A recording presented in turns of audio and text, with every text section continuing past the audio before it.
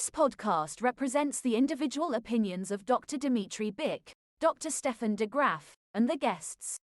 It should not be taken as medical advice or an establishment of standard of care. No guarantee is given regarding the accuracy of any statements. Please consult your healthcare professional for any medical questions.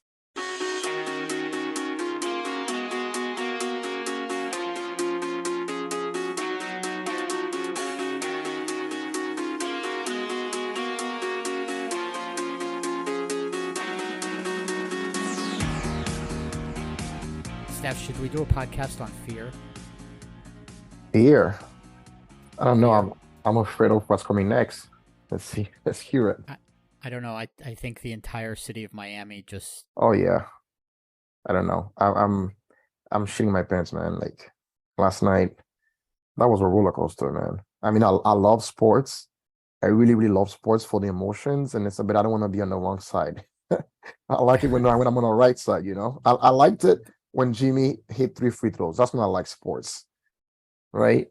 And then I didn't like it a minute after that. So I just want to, when that last play happened and I saw him coming up and he wouldn't drive to the hole, I had visions of Game 7 last year where he had a clear path to the basket. Didn't go for it. He wouldn't drive because he wanted to hit a 3 and go home.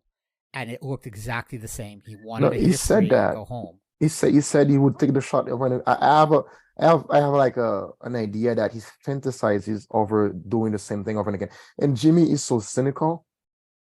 I'm not sure it's intentional, but I think he thrives on the most impossible path. Yeah. I think he thrives on. He loves it. I think deep down he wanted to have Boston Game 7 in Boston. Deep down, you think he's doing this on purpose? No. I'm saying. Hopefully he's not, right? I'm pretty sure he'd rather be already going to the final. But deep down, I think there's like a subconsciously, I think that's where he wants to be. He wants it. I don't know. I don't know, man. When he got fouled and Boston was like, let's review this, I was like, why are they reviewing this? Obviously a foul. Obviously behind the line. It was clearly a foul. And then they're reviewing it. And I'm thinking to myself, they're reviewing it. They're going to give him 2 shots. But what happens if they review it and they give him 3 because he's behind the line and they get screwed and he hits all 3 and they lose because they reviewed something they should never have reviewed? And that's exactly how it was turning out.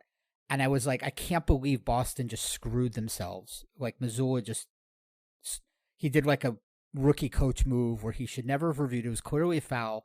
They were going to get 2 free throws, go into overtime. And instead, they just lost the game. Right. And then they come back, and they had 2.1 on the clock. They added another 0.9 seconds for I saw that. No reason. I don't know why. No reason. They still haven't given an explanation for it. No, you're going to hear it next week. Yeah, the L2M, the last 2-minute report. And that's the 0.9 seconds that mattered because Strus wouldn't block out. Right. Now, my philosophy is if you can lose in 0.1 second, you deserve to lose the game. You know, they deserve to lose the game anyway. They played a bad game, you know, but they played a bad game. Boston played bad too. I don't know. I mean, my only solace is that they played so bad they almost win the game. You know, Jimmy played poorly, Ben played poorly, Larry shouldn't be on the damn game the entire game. Only Caleb played well. It was so bad. And plus, they almost win the game. So that's my only consolation prize. Hoping they play much better in Boston. There's no consolation. There's no consolation. Where do you rank this as like one of the worst losses in Miami history? Oh, like right up there, bro. Like maybe like top 3 or something like that. What you got? You got a... I got a list. Probably top 5. Yeah. I got a list. Top 5 worst losses in Miami history. I've actually got 3 DMCs. Didn't make the cut. Okay. Well, you made it 8 then. Okay. So it's actually a top 8, but the first 3 don't have a ranking, right? Okay. So the 3 that didn't make the cut. Last year, 2022 Florida Panthers Game 2. That last second goal with like 1 second left against Tampa Bay. I've never seen a buzzer beater in hockey until that. And then this year it made up for it with Kachuk. I'm over that one. But yeah, that one. The Hale Flutie. I don't even think you were born. Probably not. Doesn't ring a bell. 1984 University of Miami, Boston College. Doug Flutie. runs around like a crazy person, throws it in the end zone, and it's caught. It was terrible. The New York Jets miracle comeback against the Dolphins in 2002, I want to say, where the Dolphins were up 30-7 going into like the third quarter or something like that. They blew it. Lost. They blew it. I was living in New York at that time. And so you could root hear you could hear New York like screaming out of my window. Yeah. All right. Top 5. Number 5. All you got to say is Allen Houston. Oh, boy.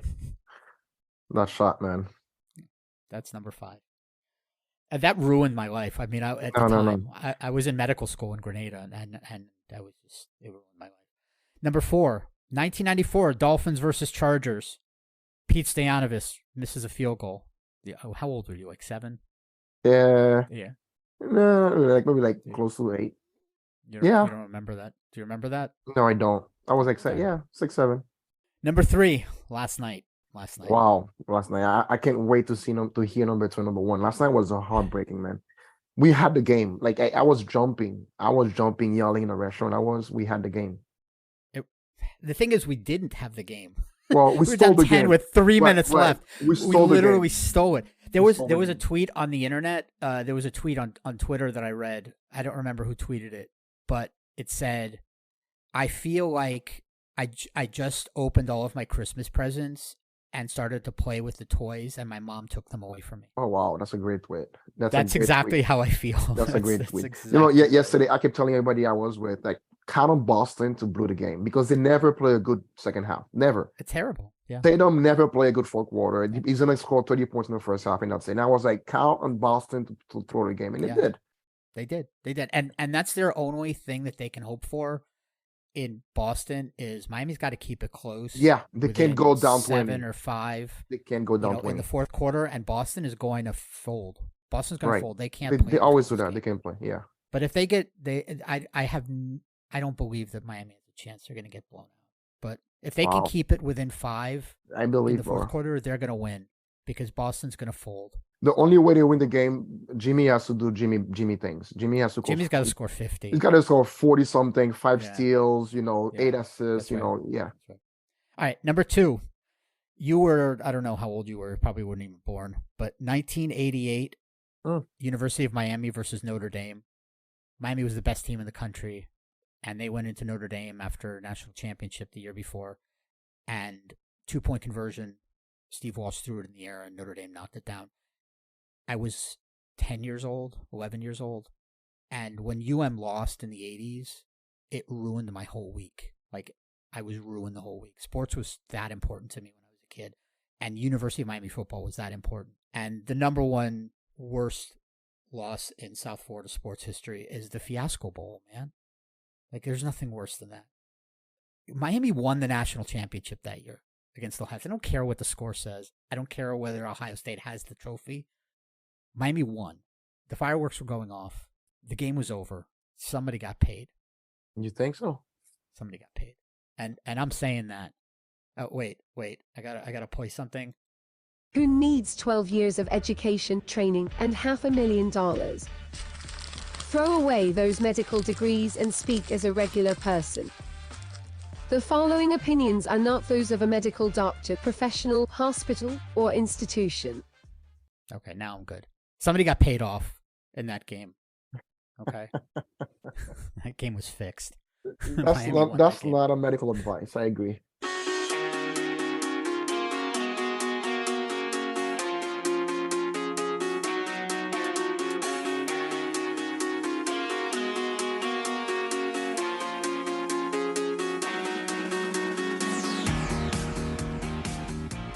You did watch the Panthers sweep the Hurricane.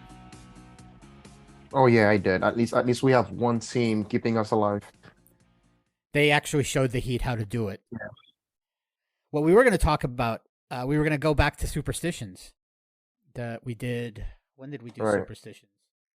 We did superstitions. Oh, like maybe that was second episode, right? I thought it was 4. Episode 4, and it was actually, I think it's our most popular episode, superstition. So really? The Panthers, I think it has their most downloads. So the Panthers touched the Prince of Wales trophy, which is the trophy that's given No, they to- did not. Yes, they did. Are you They kidding? touched it. Yes, they did. Barkov touched it. He skated around with it. They all went over. Yeah, they touched it. And this is a no-no. Apparently, you're not supposed to touch it. Apparently, but I think it's in every sports, right? Or I've heard that in No, it's in, a hockey in thing. soccer, you're not supposed to touch it. It's just a hockey thing. This thing started in 1997. Apparently, Eric Lindros didn't touch it, and it was stupid because they lost that year, the Flyers. So, like, you didn't touch it, they lost, but it didn't stop the superstition. Like, how does that work? Does that make any sense? I don't know. I'm just a little station. I'm not a superstition. Superstitious.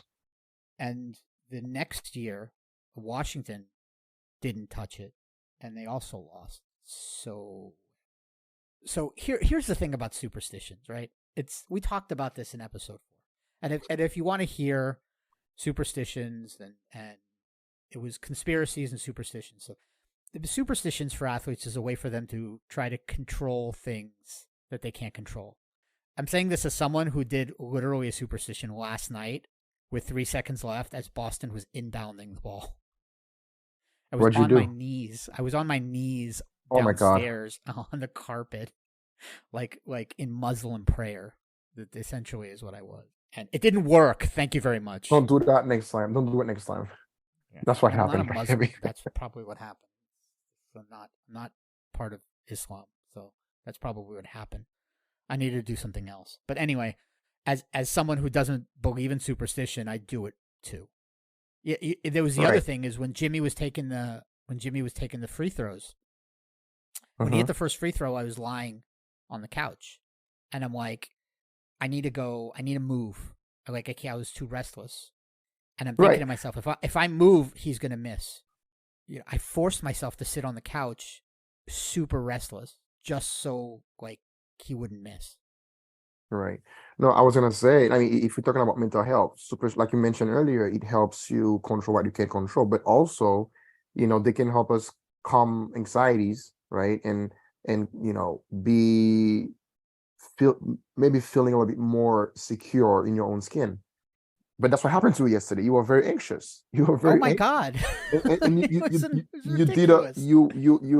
hope to have a coping mechanism, like you wanted to find something that would calm your anxiety. That's what Absolutely. And the thing is, I would rather lose Game 7 by 40 points and then lose it the way it was lost yesterday. But anyway, we're over. We're not talking about the Heat. We're talking about touching trophies. So I ran the numbers. The Eastern Conference Trophy is the Prince of Wales Trophy. The Western Conference Trophy is the Campbell Cup. I don't remember the first name. And we're not going to go through every year, but it's been going on since 1997. And since 1997, there's this kind of diagram. So you got the teams that touched the trophy and won, teams that touched the trophy and lost, teams that didn't touch, won and lost. Okay. So here are the numbers. It makes no sense then. That's right. Oh, okay. And I'm going to tell you exactly what the numbers are to prove that it makes absolutely no sense. No sense. So which do you think, if I gave you, and you don't know these numbers because I don't. Right? I don't. I'd rather. Right, okay. Yeah. So which of those 4 do you think has the highest percentage of winning? Of which do you think is it's positive to conducive to win? Positive is conducive to is the highest probability of winning, I guess, highest, or not the probability of winning, the probability of coming true. So okay. Is like if you don't touch and lose, that's the highest probability, or if you touch it and lose, that's the highest probability of coming true. Which do you think is the I guess it's a risk right or something like that. I know this is doctors. I hated stats in med school, man. I have no shame in saying that. I have no shame in saying that. It's terrible stuff. No, I would think because sports, there's because of rituals, right? I'm thinking about again basketball. Some people kiss the ball, some people, they touch it, they bounce it a few times. I would lean towards saying if you touch it, you probably have a higher chance of winning. So touching the trophy has been linked to more higher rate of winning the championship. So you think touching and winners is the highest? Because I think it gives the player or the team an intrinsic belief, right? They feel set or they feel confident they will win because they touch the trophy, if you will. It's all it's all in the mind. So I think the fact that they think they touched it, they play better. They feel more confident about their playing. That's what I think. That's what I would say. Okay. It's not a curse. It's more so a superstition, right? So roll the drums and see which one was right. Nope. You're wrong. Oh boy. Okay. Okay. Well, I was 25% right. So here are the numbers. If you touch the trophy, 56% of those that touched it won. So you've got. That's what I said, right? So in 25 years, 56%. So you're better than 50%, right? So it's not terrible. That's right? pretty good. It's not terrible. It's not terrible. So there's 25 years it's been going on. You've got 14 out of 25 in the last 25 years, 14 teams. So that's 36%. When you touch it, you lost. So that's not bad, right? So what does that leave you? So when you don't touch it, 64% of teams, they don't touch it, have lost. So I'm right. 64%. So I'm right. I said if you touch it, you win. Yeah, but if you don't touch it, you're more likely to lose. If you don't touch it, you want to. Oh, I see what you mean. Yeah, I see what you mean. It's a right. That's what you mean. Yeah. So it's a linkage. It's a linkage, right? So if you don't touch it, you're more likely to lose 64% than if you touch it, right? Yeah. So yeah. You touch, you're more likely to win. If you don't touch it, you're more likely to lose. Right. Okay. Right. You're more likely to lose. More likely to lose. So of the 25 years, 16 teams. So it's not even that big of a deal when you're talking about percentages. It's another 8% higher, but you're only 2 more years of teams that. So are we saying the Panthers, their chances are a bit higher now because they did touch it? They did not touch it, right? I'm doing the double. They did not touch it. Right. They touched it. Right. They touched it. So what I'm saying is it's the numbers are irrelevant. Okay. The superstition's ridiculous. What matters, like I said, what matters is that they believe it, that they have better chance to win because they did not touch it. That's what matters. That's right. Here's what really matters is that the Panthers are a really good team. And nobody thought that they were a really good team. They were an 8th seed that barely made the playoffs on the last day because Pittsburgh coughed it up. Man, I wish I could say the same thing about the Heat this morning. Oh boy. Oh my God. I can't give it up. Man. I slept terribly last night. Here's the thing. Miami's never going to undo this, right? They're going to lose. Oh my God. No, man. And it's the legacy of this, bad. This choke job. That's bad. Is going to stick with this city and this team for forever. The rest of the time. Forever. There's no chance to undo this. Oh boy, don't even start, man. Even if another team blows a 3-1 lead, or whatever, it's always going to be the Heat because they're the first, and because it's Boston, and Boston are literally the most obnoxious human beings. Right. Except maybe the New York Jets fans. Yes, I said that. I'm sorry. You like it's like a dagger, and you've been twisting it and then getting twisting a dagger in my back. Like, oh my God. But I will point one thing out. If it was ever going to happen, ever in the history of basketball, if it was ever going to happen, this was the scenario. An 8th seed that overachieved with no superstars. That made it that far. And one guy who he's not a superstar, but he overachieves. Jimmy Butler's not a superstar. Come on. He's a guy. He's a guy that executes to perfection, and just grinds you to death. He's a guy that scored 50 points in on the box.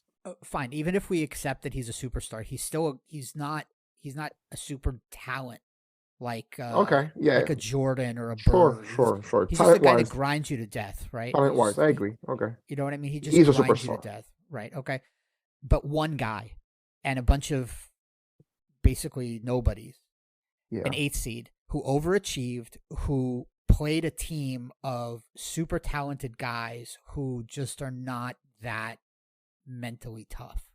They're not mentally tough. They're not they're good players who just they can kind of turn it on and just kind of They're well out-talent you. coached. They're just well coached. And so they got into 2 close games at home and they blew it, right? And then the third game they just didn't show up. And they got down by 3, and then they're like, "Oh crap, we better try." And they just out-talent you. And Miami made mistakes. And this is how the scenario plays out. A more talented team who decided to show up and just started making shots. This is the scenario. I have emotion. Can we move on? This is painful, man.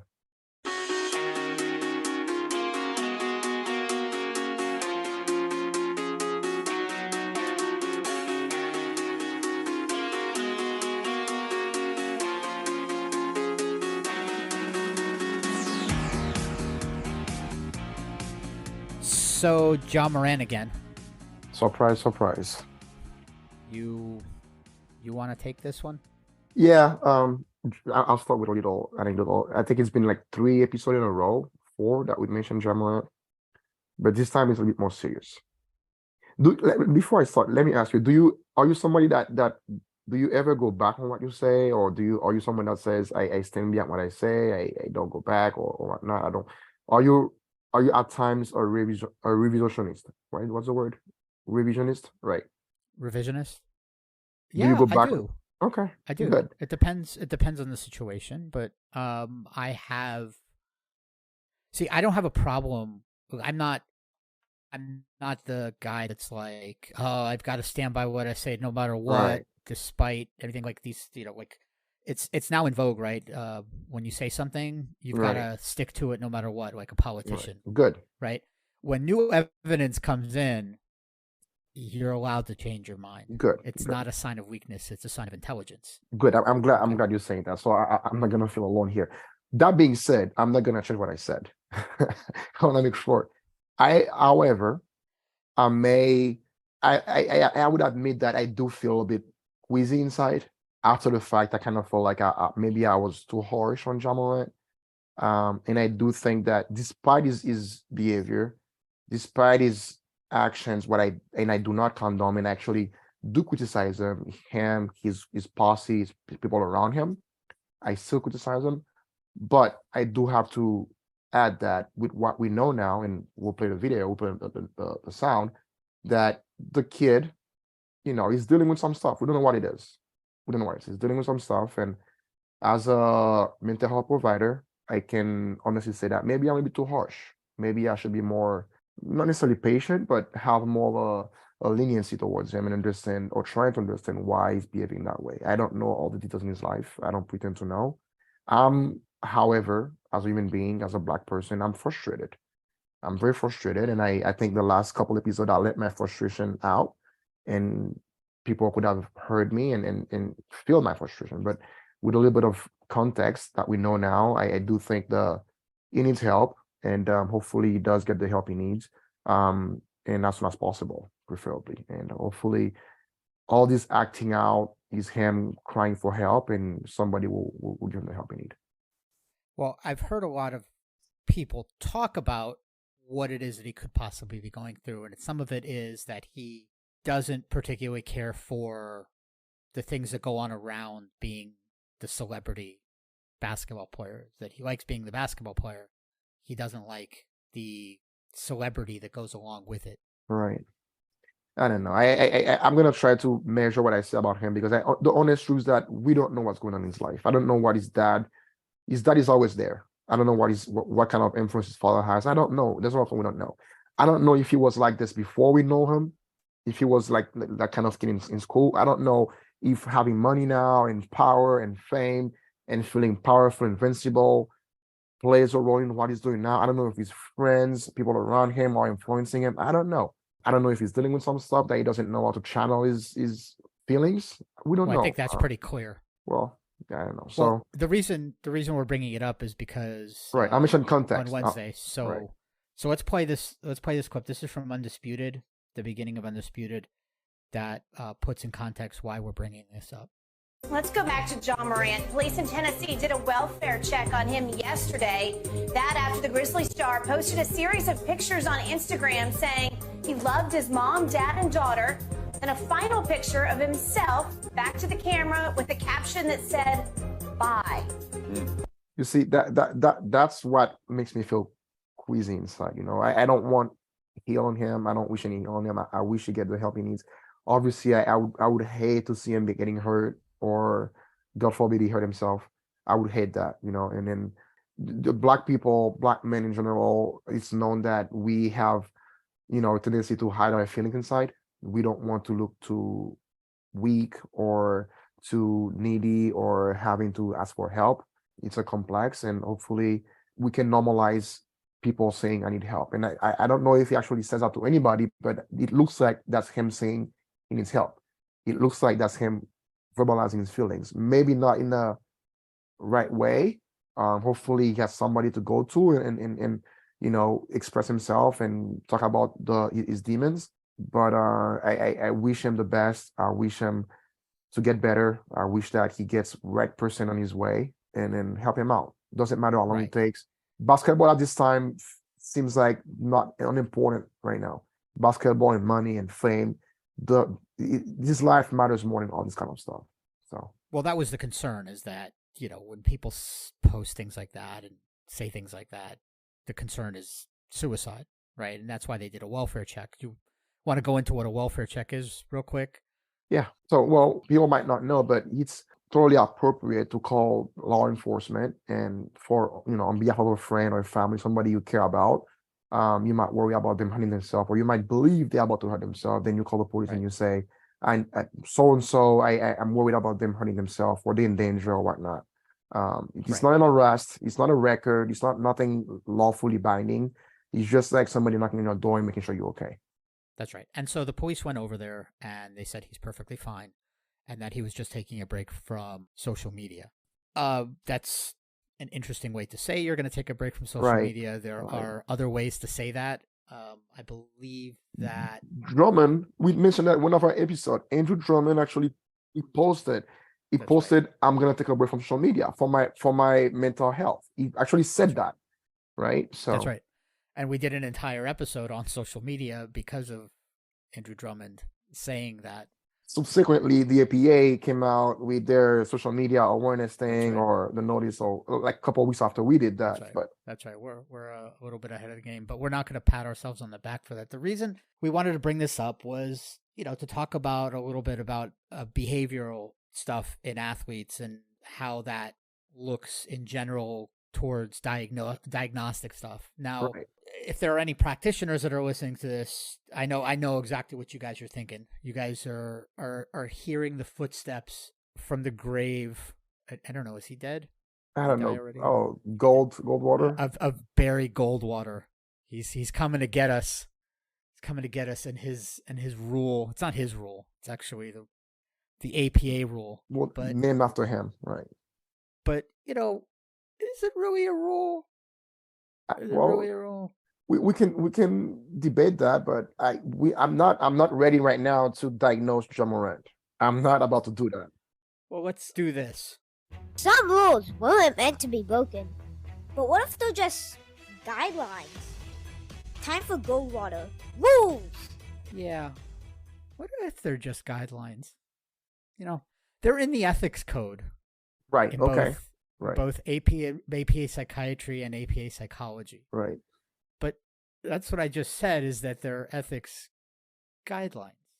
So here's the thing. We're going to do a whole thing on Goldwater, the Goldwater quote unquote rule. I'm doing air quotes now, at some point in the future, sooner rather than later, because this is going to come up.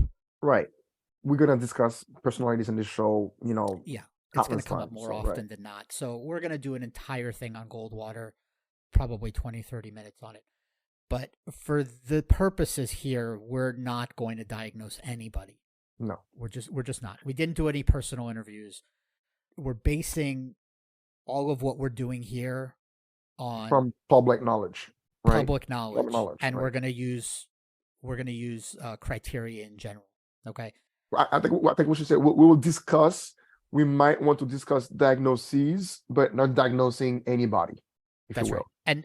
And any diagnosis that we put on an athlete are anything that's already in public. Or they themselves disclosed. That they themselves disclosed. That's right.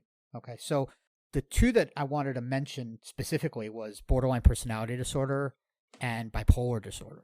And I know why you're asking that, because, in our line of work, we do have people that tends to, I'm not going to put it as a trivial, it's very important, but we do have people that cry for help, what we call suicidal gestures or suicidal behaviors for attention seeking. It's part of a mental health condition or personality, if you will. That doesn't mean they're not sick. That doesn't mean they don't need help. It means they're crying for help. They're crying for attention, right? So people sometimes post things, write things, or call people and say, I'm feeling this and that, without ever wanting to actually hurt themselves, but they just want people to be aware of their feelings, be aware of they need help, and that's the way they know how to ask for help. It's a pervasive way of saying, I need help, right? It's a maladaptive way of saying, I need help. Right. And what I wanted to point out was a lot of the times people with borderline personality disorder get misdiagnosed bipolar. Right. And that's not to say that people with bipolar cannot also have borderline personality disorder. Right. But a lot of the times there's a misdiagnosis here on both ends. Right. There's overlapping. Borderline personality disorder is an emotional dysregulation issue. So people with BPD, for short, they have issues with regulating emotions on a day-to-day, kind of hour-to-hour basis. And I'm going to read off the criteria. This is a segment we call Dmitry Reads, so we're going to have to get imaging for this. But I'm going to read from the DSM, which is the Diagnostic and Statistics Manual, which is sometimes called the Psychiatry Bible. Yeah. So all praise the psychiatric Bible. The blue book. Is it blue or purple? Is it blue? Purple. I think it's purple. Purple now. The 5 is now purple. Yeah. So these are the criteria for borderline personality disorder. A pervasive pattern of instability of interpersonal relationships, self-image, and affects, and marked impulsivity beginning in early adulthood. And early adulthood is very important because I'm going to play a clip here related to this disorder. Mm-hmm. But the context and the timing of these symptoms is extremely important. Right. So we'll talk about that when we get to the clip. So the beginning in early adulthood and present in a variety of contexts. So you need 5 of the following. Number 1, frantic efforts to avoid real or imagined abandonment. 2, a pattern of unstable and intense interpersonal relationships characterized by alternating between extremes of idealization and devaluation. Number 3, identity disturbance, marked and persistent unstable self-image or sense of self.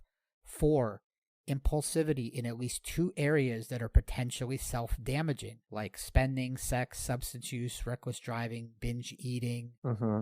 Number 5, recurrent suicidal behavior, gestures, or threats, or self-mutilating behavior. 6, affective instability due to a marked reactive mood. In other words, intense episodic dysphoria, which is sadness. Right. Irritability or anxiety, usually lasting a few hours or rarely more than a few days. Mm-hmm. And that's an important timing distinction, right, from bipolar disorder, which lasts more than a few days. Right. Number 7, chronic feelings of emptiness. Number 8, inappropriate intense anger or difficulty controlling anger. In other words, frequent displays of temper, constant anger, recurrent physical fights, which is also a distinction from bipolar disorder, which is a grandiosity and a different type of irritability associated with bipolar disorder. And 9, transient stress-related paranoid ideation or severe dissociative symptoms. So that we call it micropsychosis, right? Micropsychotic break. One thing that might not be on the DSM-5 that I always say that you see very clearly in people with borderline personality trait. I don't know how you do that, but my school of thought, I refrain from telling somebody you are 100% borderline personality disorder person. I actually tell them you have a lot of traits. Because a lot of people can have traits from BPD, but necessarily be full-blown BPD. Or sometimes I say you have traits of cluster B personality disorders, right? So a little bit of narcissism, a little bit of borderline personality disorder, a little bit of histrionism. But I was going to add that borderline personality disorder traits, oftentimes these people have with all what we mentioned all together, all these behaviors or way of interacting with their environment all add up to self-sabotaging. They find a way to always, not always, but most often sabotage their own life, their own well-being, their own success. For example, they might be doing very well in some aspect of their life, and that sense of stability freaks them out, so to speak. That sense of stability causes a lot of anxiety because they're not used to stability. So what they do unconsciously, they self-sabotage, because we can go back and we can go back in the, which is very interesting. We can go back into why people or why people develop borderline personality disorder, and the theories are is because the way they were brought up during their formative years in childhood, they were not taught to have healthy coping skills. So they have maladaptive coping mechanism, because either father or mother was not loving enough, or because there was a dysfunctional family, because there was substance use in the family, there was a violence. So their life, their upbringing was filled of inconsistencies, instability, and there's also abuse. Very, very common abuse behavior. So they never knew what stability was. So that translates to the adult life or young adult life, when they feel like they're very stable, like the life is going well, they have a loving relationship, work is doing well, the partners are loving and understanding. That to them, that's very foreign. That feels something that they don't know about. So unconsciously, they self-sabotage, right? They either they cheat, they pick fights, they break relationships, right? So and we should point out also that you don't need, you can have cluster B. So personality disorders are clustered into clusters, right? Into different clusters, A, B, and C. Borderline personality disorder is clustered into B cluster with narcissistic personality disorder, histrionic, antisocial, with those other three. So there's 4 in this cluster. So you can have symptoms of borderline personality disorder without actually having the full disorder. Correct. You can have so traits. You can have borderline traits, right? Exactly. So, impulsive behavior, for instance, suicidal gestures, and feelings of abandonment, and not actually have the full disorder itself. Let's say I'm very successful, I'm making a lot of money, and then nobody understands why I'm throwing my career away, why I'm doing things that I could jeopardize my entire future, my entire livelihood, my generational wealth, so to speak. Why am I doing things like that, right? Over and over again, sabotaging myself. And then fast forward a few weeks later, I may have posted, I may have disclosed, or I may have said things that look like suicidal gestures or suicidal threats, right? And then, oh no, I didn't mean that. I meant this, right? So, and look, we can also point this out that there's no idea whether or not this is the case with him. People that are depressed also can be irritable, also make bad decisions. Correct. People that have anxiety, they're also impulsive, irritable. Right. And so there's a lot of different things going on. People also have substance abuse issues, do these things too. Right, correct. Because they don't know how to cope. They have no healthy coping. Right. They have no idea how to cope in a healthy way. So they do unhealthy coping mechanism, right? And people with bipolar also have poor coping mechanisms. And so let's go into bipolar. So wait, hang on. Before we get into bipolar, I want to play the Brandon Marshall clip. Oh yeah, do it. Brandon Marshall is the only athlete that has come out publicly to say that he has been diagnosed with borderline personality disorder. He's very active, actually. And I like that because it's very uncommon that male self-identify borderline personality disorder. Very, very uncommon. Usually, mostly it's usually women, young women, adolescents, and young adults. But to find a man that would self-identify as BPD or that having BPD traits, it's actually very uncommon, which I appreciate that. It tends to be more diagnosed in women, percentage-wise.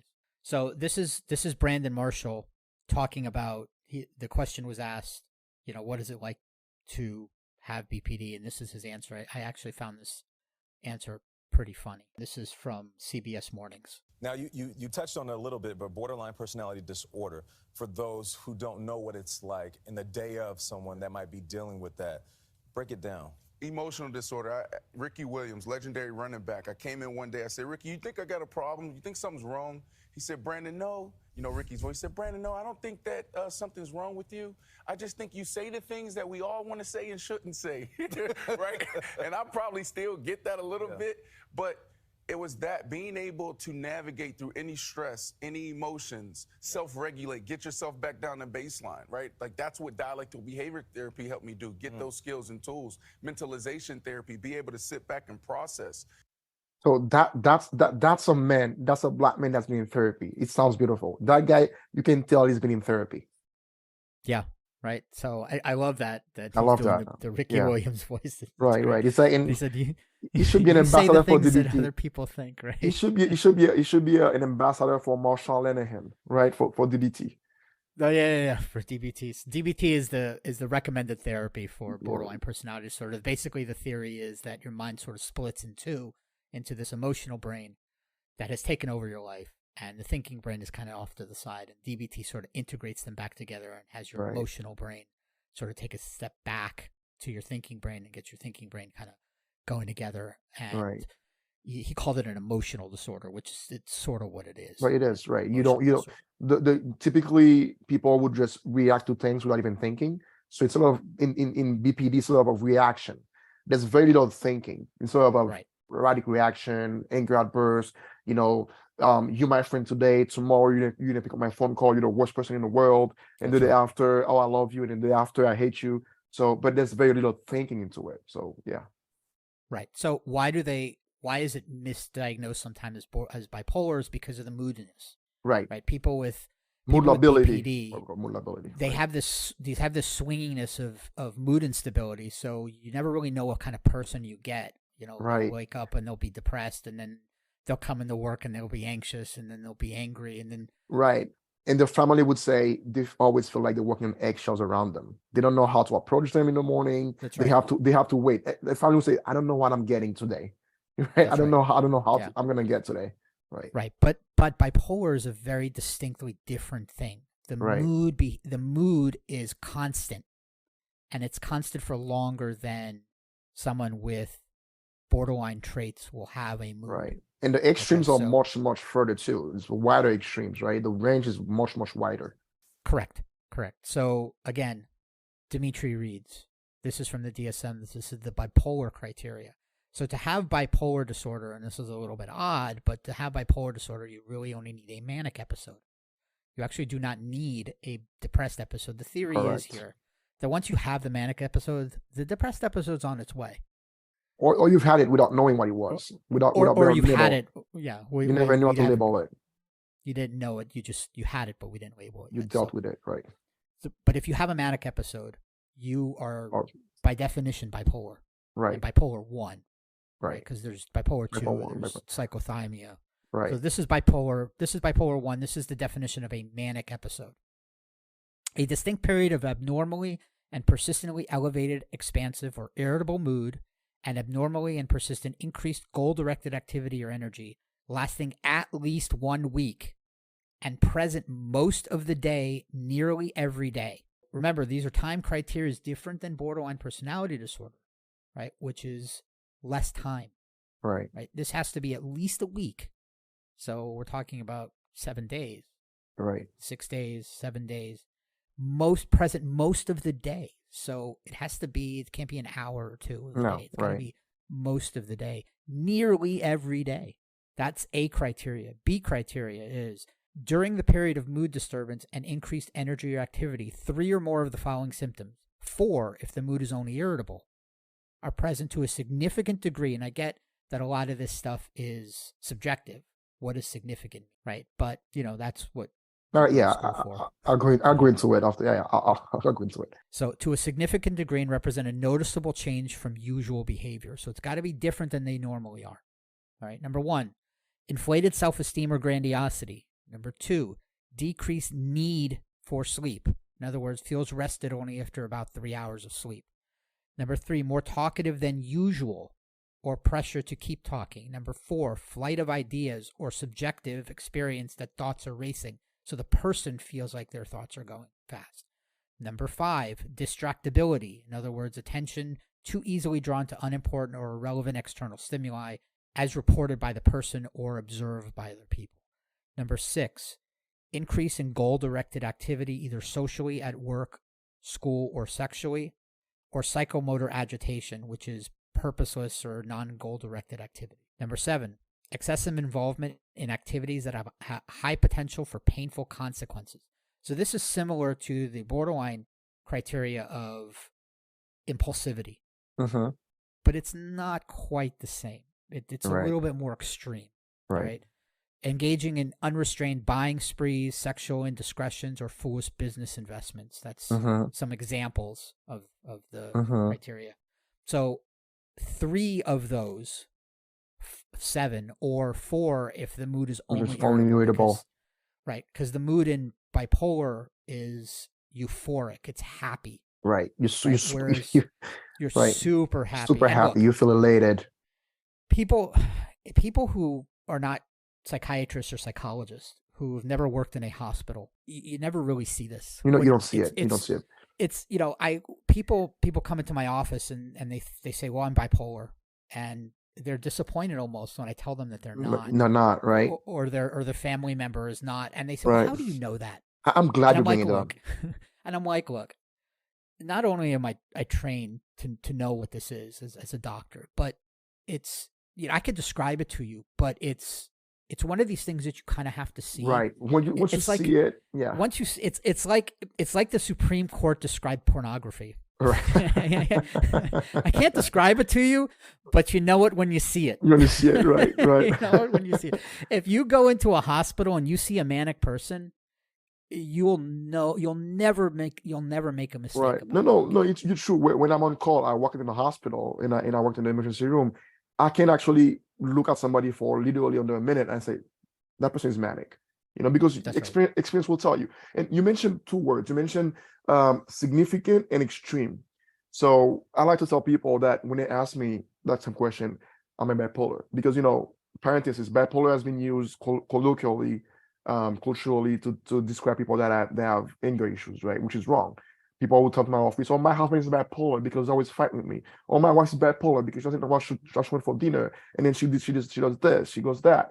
So bipolar has been used colloquially in the wrong fashion. And I tell people all the time, they tell me, oh, I'm manic. And I tell them, listen, for you to be manic, you'd have to end up two places. Either you end up in a hospital, I'll show you 3 places. Either you end up in a hospital, either you end up in jail, or either you end up in a morgue. That's mania. Oh, I completely agree. That's mania. No, if you're manic, you're gonna end up in a hospital because a police officer got you intelligently enough, emotionally cultivated enough to know what a mental break is, right? Or if that police officer doesn't know about mental health, you're gonna go to jail. Or if there's no police officer involved, no family involved, you might end up in a car accident, in a wreck, or you end up in a morgue. That's mania. I completely agree. Statistically, people that are manic in a manic episode almost never walk into a doctor's office and say, I'm manic. I don't like this. No. They love it. Please help me. They love it. They think it's the greatest thing in the world. I mean, they don't understand why people aren't like this. Right. Because they get so many things done. It just doesn't get them anywhere. No, they have that superpower. They have that superpower feeling. They actually feel like they're godlike. They have some people have.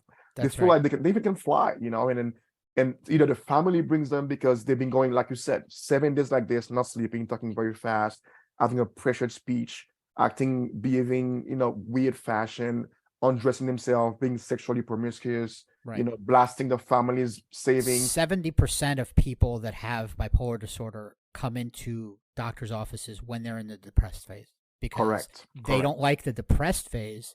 They want you to give them back the manic stuff. And the family says, no, please don't. Right. Please don't. Right. Right. And then people, I was gonna say, people that think they have some mania, but they're still about to get to work, they're still about to keep their job, they're not getting fired. That we can talk about a different day. That probably could be bipolar too. People that live on that edge, they get a lot of stuff done. They don't see very much. They're very successful. They read 3 books a week. They make a lot of money. They go to work and they spend the night trading on the internet, and they don't get to the hospital. Right? Those might be like bipolar 2. Bipolar 2 or mild mania. Or mild, right. Right. And I want to point out 2 more things on the criteria of manic disorder. It's every psychiatric disorder has this stipulation, is that it has to cause severe and marked impairment in social, occupational, or other areas of functioning. So it's a functional issue. Everything in psychiatry is part of functional. So people come into my office and say, well, I'm depressed, I'm anxious, I'm manic, whatever. And I ask them, well, how it's affecting your life? And they're, oh, I'm still going to work, I'm still taking showers, I'm still getting out of bed, I still do all these things. And I'm like, well, you have symptoms of anxiety, depression, all these things, but if it's not affecting your life, it's not a disorder. We can manage it. Right. We can manage it in other ways besides necessarily medicating. And the final thing is it can't be due to drugs. In other words, you can't be high on cocaine and be manic. It doesn't. That doesn't count. Or not not otherwise caused by a medical issue or medical condition, right? Because people can have, hyperthyroidism, for example. Yeah. The thyroid level is to the roof, and they're having a manic behavior, right? Or they're taking. Or what I've seen during COVID, when our unit was, we had a full COVID unit. We had a lot of people that never had a psychiatric condition, never had depression or mania, and they were full-blown manic because they were getting high-dose steroids for COVID. So I have people literally becoming manic in the COVID unit because they were taking steroids. Hyperthyroidism, steroid side effect could be elevation of mood, right? Mood elevation, mania, if you will. So that doesn't necessarily mean that your diagnosis would be bipolar disorder. It could be mania due to X, Y, and Z, substance use disorder, or substance-induced manic behavior, or metabolic issues, or steroid-induced, blah, blah, blah, right? Right. So getting back to Ja Morant, what is it about, again, no diagnosis here, what is it about him that's causing this behavior in the background? What is it about, what is it that's going on with him? And who knows, it's the pressure of being a celebrity that's sort of getting to him. I have a clip from Amber Beard, who was an Olympic swimmer. She was an Olympic swimmer at a very young age. And she went to National Olympics, and, things sort of got to her. And she had a lot of symptoms that, that we talked about here. We have no idea what her diagnosis was. The only thing that she's disclosed is that she had depression. She wrote a book about it, so if you guys want to get the book is called In the Water They Can't See You Cry. Oh, wow. And she talks about a lot of the things that she had. She had a history of drug use, bulimia, what she called, quote, toxic relationships. And she also had a history of cutting. Her cutting behavior was before she was 18 years old. Yeah. And there's a clip of her talking about it, but the clip I'm going to play is not related to that. What's important about the self-mutilation behavior is personality disorders, and this, I'm not telling you that Amber Beard has a personality disorder. In fact, the reason I'm bringing this up is because I want to point out that personality disorders cannot be diagnosed before the age of 18. And if you've ever had a child, you know why. Because every child is a narcissist. Every single one of them. They would all be NPD. Yeah. But you can't diagnose a child with a personality disorder. Because and then there's a reason, because maturity matters. Right. They're still in the formative years. Right. The brain's developing, correct. Right. So once they turn 18, the brain starts to finish development. Actually, brain's still developing up until about 22 to 25 years old. But you start to grow out of certain behaviors. Right. Okay. So it's important to know that her behavior was before that. So what I wanted to play that she was talking about from CGTN America, this is the interview she did, is talking about the pressure of being a athlete, giving interviews, and what it's like to be going through all of these mental challenges and being a professional athlete. So this is her talking about that. Maybe. I think you definitely feel like you have to put up more of an act, more of a front, and you're not being very true to yourself. Whereas if you weren't doing interviews or doing magazine, photo shoots and things like that, where you could maybe be more realistic with the things that you're feeling and going on throughout your life. Whereas I never really felt like I should share those things with especially young athletes, because I didn't want to have this negativity put out there. Or I didn't want people to think that I was weak. I wanted them to look at me and think, okay, she can handle all of this. She's a strong athlete. And just kind of toughen up and work through things. But it's not the case, and that's not realistic. And So is that kind of sound a little bit like what's going on with Ja Morant? He wants to put on a face. He wants to be strong. He wants to come across as not weak. But really, there might be something going on behind the scenes. We don't know. That's, I mean, if yeah, I we don't was, know. if I was seeing somebody, I'm not gonna say him, somebody like him with his story, I would, you know, like I'm sure you would too. You would probably diving into the past, right? How did you grow up? Tell me about your experiences or your what you remember from childhood that may have marked you, you know, or what kind of trauma that you think you experienced when you were younger. And tell me about your relationship. Tell me about your friendships, your love relationship, your parents. How did you see that, you know, growing up, you know? And then tell me about now, you know, how do you feel about yourself now? You know, what makes you happy, what makes you sad? How do you think that you're able to react to stuff and stuff like that? So that I would try, before I cast a diagnosis, I would try, first of all, to learn about the person, right? To learn about their past, their story and everything, to see if what I'm thinking would actually fit the context of why that person is behaving the way they're behaving right now. Right. We would need to do a full evaluation, right, which right. includes a history. Right. What which includes his how right. he grew up. What we call a psych intake, right? Like a 1 hour at least of an intake at least. Yeah. At least. Is it quick? Is that Amber Heard? Is the same Amber Heard that went to court with Johnny Depp? No. Oh, okay. Amber Beard. Beard. Okay, because when you say borderline personality disorder, my mind, when you say Amber, my mind goes straight to Amber Heard. No. If you type the wrong letter, you're gonna get a completely different search history. Right. And because the H and the B on a keyboard are very close together. Very close, right. Very close, and right. they're almost the exact same name. And interestingly enough, both of them, one is have more insight, possibly into the personality traits. The other one has zero insight. Actually, would be a poster child. Would be a poster child. Would be a poster child. And the thing is, Google sometimes doesn't know the difference because you search for Amber Beard, and it'll say, "Do you mean Amber Heard?" Right. And it's like, no, I don't mean Amber Heard, because you have to search Amber Beard swimmer. Now, if you put for them to get, and if you type Amber Heard BPD, is gonna correct you and said Amber Beard or whatever her name is.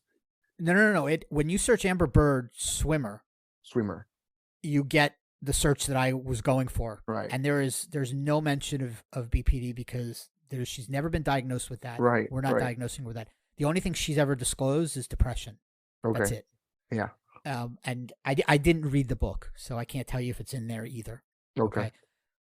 When you look up Amber Heard, BPD is all over. All over Google. All over. Now, whether or not she's actually been diagnosed with that, I don't know. Nobody knows, right? The articles or anything like that, but it's all over Google. Right. It's everywhere. Maybe we should do a podcast on that, even though I don't know. No, I think that thing's over and done, right? Yeah. I really do hope Ja Morant gets it together. No, right? He's really, really fun to watch. Yeah, and as a human being, I hope he's gonna be fine. I hope so.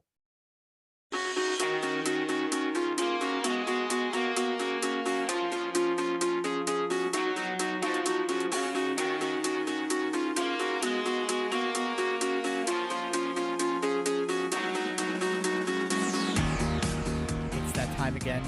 The mental health tip of the day. Day full of hiccups, knees shake up, listen up. It's Dr. Bick and Dr. DeGraff's mental health tip of the day. Which is, as always, brought to you by nobody. Until you guys do. But the mental health tip of the day today is actually brought to you by the lady in the booth next to me at the restaurant. Thank you, lady. It's courtesy of the lady next to me in the booth. Thank you very much, lady. You did a great job. So I was having lunch with my wife, and my wife was talking to me, but I was listening. Sorry, Maria. But I was listening to the lady in the booth next to me. I don't know how you're gonna get yourself out of this one, man. Way to go. Fantastic. Way to go. Mental health advice. And I'm Way like, to go, Dmitry. Way to go. That's really good mental health advice. So the tip that she was saying was, whenever you tell yourself not to be anxious, don't be anxious, you're actually telling yourself to be anxious. And what you need to do is step back from your emotions and anxiety and think about the place that you're in. Instead of pep talking yourself out of an emotion, consider the place that you're in first. Sit with it, and then you can think your way through whatever emotion you're in. And actually, that is amazing insight. It actually makes me think that this person actually has been through therapy.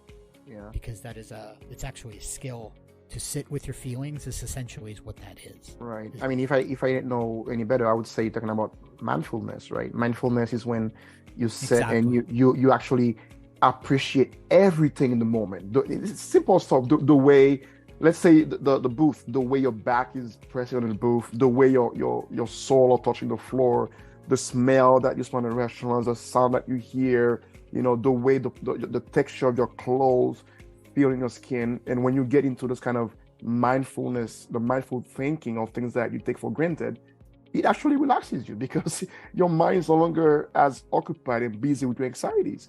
You just focus on the present moment, the body posture, the way you're breathing, that's being in the moment. So that's mindfulness. That's mindfulness. That's right.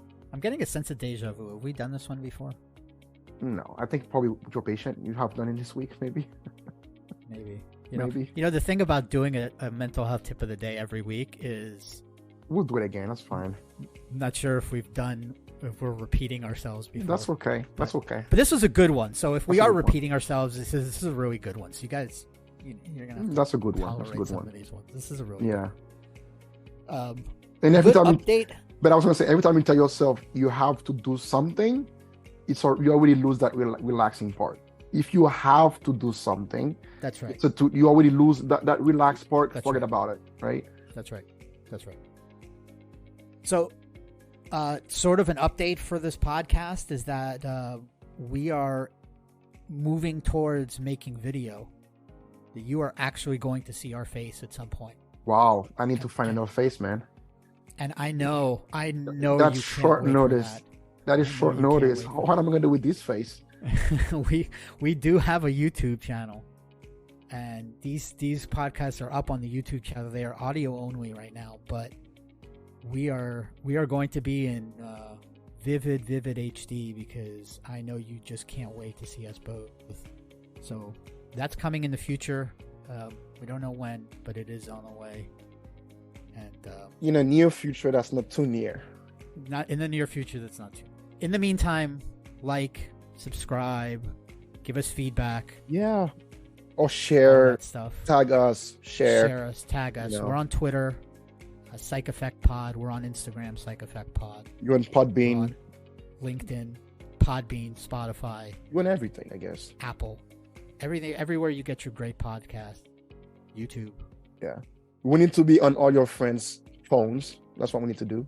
Yeah. That's right. Let them all know. All right. All right. We'll all right, see guys. You next time. See you next time. Bye. The previous podcast represented the individual opinions of Dr. Dmitry Bick, Dr. Stefan de Graaf and the guests.